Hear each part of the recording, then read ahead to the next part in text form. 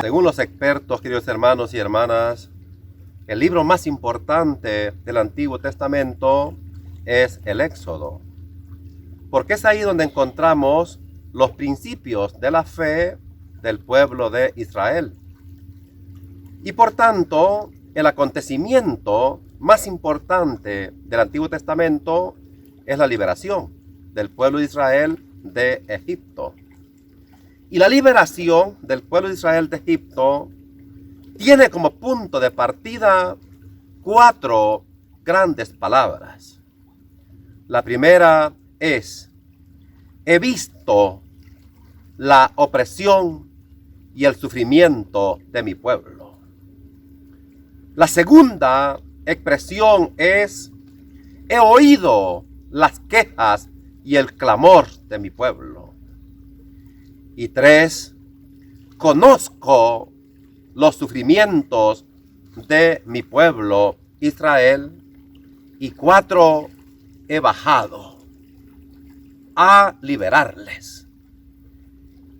Estas 4 expresiones que nos presentan un antropomorfismo de Dios son el punto de partida para uno de los grandes anhelos del hombre y la mujer, la liberación. Y curiosamente, también este fue el ser y el quehacer de Cristo Jesús: liberar.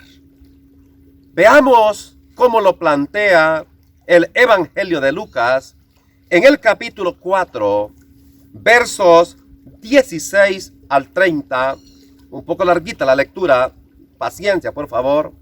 Dice la palabra del Señor: en aquel tiempo fue Jesús a Nazaret, donde se había criado.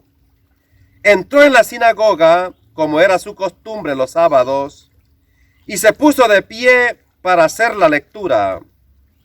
Le entregaron el libro del profeta Isaías, y desenrollándolo, encontró el pasaje donde estaba escrito: el Espíritu del Señor está sobre mí, porque Él me ha ungido. Me ha enviado para dar la buena noticia a los pobres, para anunciar a los captivos la libertad y a los ciegos la vista, para dar libertad a los oprimidos, para anunciar el año de gracia del Señor. Y enrollándolo, el libro lo devolvió al que le ayudaba y se sentó. Toda la sinagoga tenía los ojos fijos en él, y él se puso a decirles: hoy se cumple esta palabra que acabáis de oír.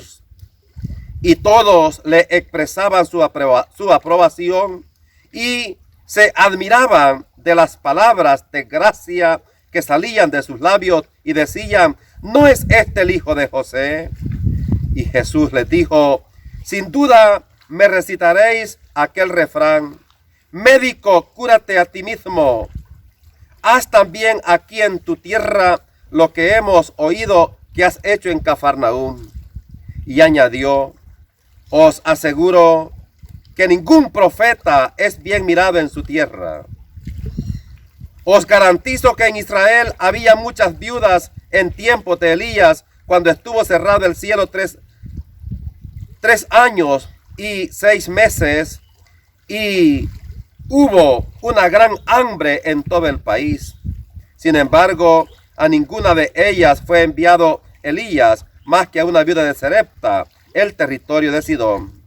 Y muchos leprosos habían en tiempos del profeta Eliseo. Sin embargo, ninguno de ellos fue curado más que Naamán el sirio. Al oír esto, todos en la sinagoga se pusieron furiosos y levantándose lo empujaron fuera del pueblo hasta un barranco del monte en donde se alzaba su pueblo, con intención de despeñarlo. Pero Jesús se abrió paso entre ellos y se alejaba. Palabra del Señor. Notemos que el Señor afirma: el Espíritu del Señor está sobre mí. Y cuando nos presenta su identidad, hombre conducido por la fuerza del Espíritu Santo, entonces nos da a conocer su misión, que es liberar a los oprimidos, liberar a los enfermos, liberar a los pecadores, liberar a tanta gente en este mundo de el demonio, de la muerte, repito, del pecado, de la enfermedad, y que logren felicidad plena. Y es aquí donde está también la gran misión de la iglesia, y es aquí donde está también su misión y mi misión. Porque nadie puede negar que hoy y aquí existe una dictadura digital que tiene oprimida a tanta gente. Nadie puede dudar que existe ya incluso templos satánicos que no importaría tanto el satanismo como religión. El problema es que nos encamina a la muerte y a dar un culto a la misma muerte.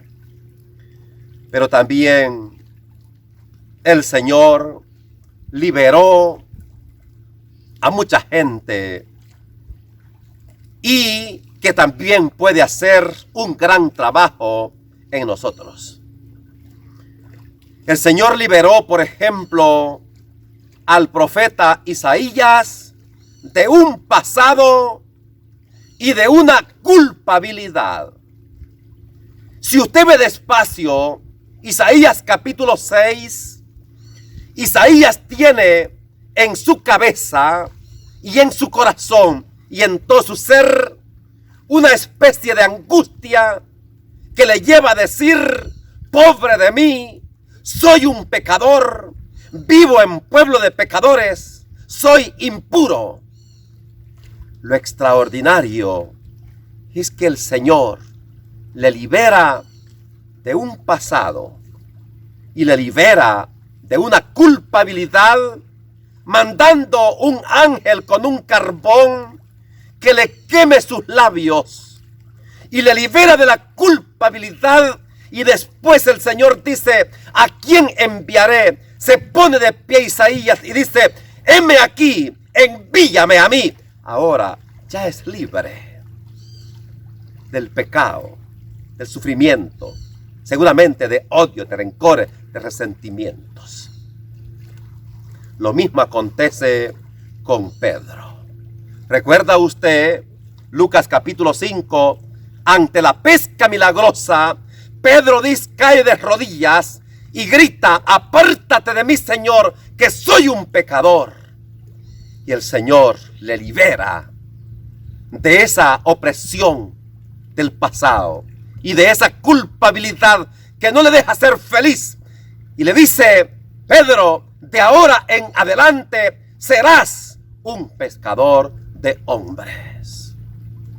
Queridos hermanos y hermanas, que el Señor nos dé la gracia también de irnos liberando y de pedir al Señor que nos libere de un pasado, que nos libere de un espíritu de culpabilidad, que nos libere de odios, rencores, resentimientos, porque usted y yo hemos venido para ser felices. Que la bendición de Dios Todopoderoso, Padre, Hijo y Espíritu Santo descienda sobre usted y permanezca para siempre. Amén.